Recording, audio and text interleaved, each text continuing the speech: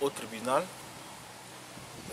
pour l'audience relative à la procédure que nous avons engagée contre l'Assemblée nationale, contre la décision de l'Assemblée nationale qui a procédé à la levée de l'immunité parlementaire de M. Abdoulaye Kodjo.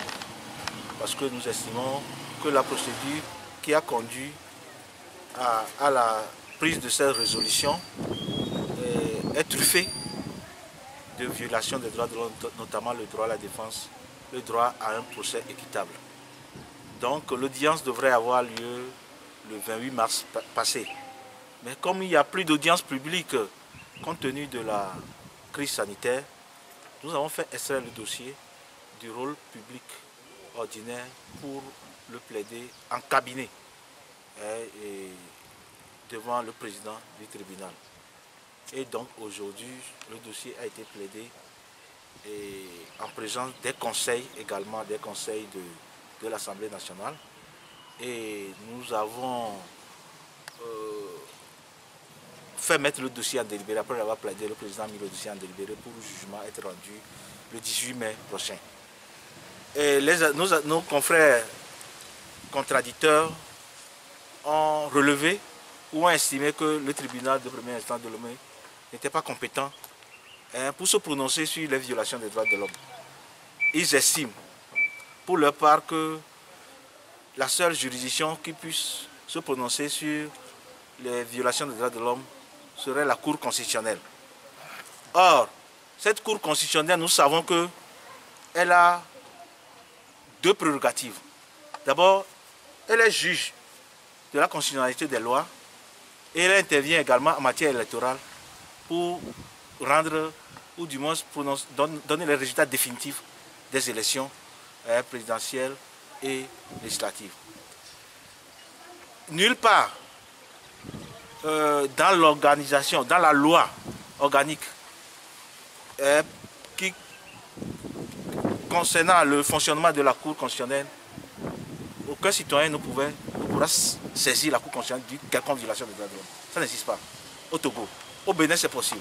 Mais au Togo, personne ne peut, ni les députés, ni aucune autorité judiciaire ne peut saisir la Cour constitutionnelle pour se voir constater une quelconque violation des droits de l'homme. Et c'est cet élément-là qui a fait l'objet de notre bataille au niveau des organisations de la société civile pour demander à nos constituants d'intégrer dans la Constitution ou de moins de conférer ce pouvoir-là à la Cour constitutionnelle, ce qui n'est pas encore fait.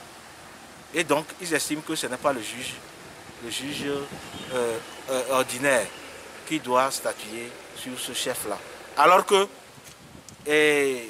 en matière juridique, lorsqu'il n'y a pas une juridiction spécialisée qui traite d'un cas ou d'une matière, c'est le juge, c'est la juridiction de droit commun.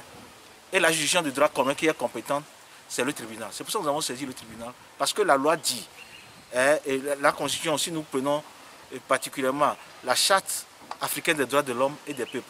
Dans son article 7, alinéa A, ils disent que tout citoyen a le droit de recourir à toute juridiction compétente lorsqu'il estime, en cas de violation des droits fondamentaux de l'homme. Et alors, nous estimons que la juridiction, ça veut dire que la Charte africaine des droits de l'homme, ça fait partie intégrante de notre Constitution, donc ça veut dire que la Constitution nous autorise tout citoyen qui a été victime d'une violation des droits de l'homme de saisir une juridiction compétente. Ce qui veut dire que il y a une juridiction compétente au Togo. S'il n'existe pas, ça veut dire que notre Constitution est violée à tout loisir. Et nous estimons que c'est cette juridiction-là que nous avons saisie. Donc, c'est sur la base de cela, et ils ne sont même pas allés au fond. Ils se sont arrêtés sur l'exception d'incompétence du juge. Et donc, le dossier a été mis en délibéré et pour décision être rendue le 18 mai. Merci.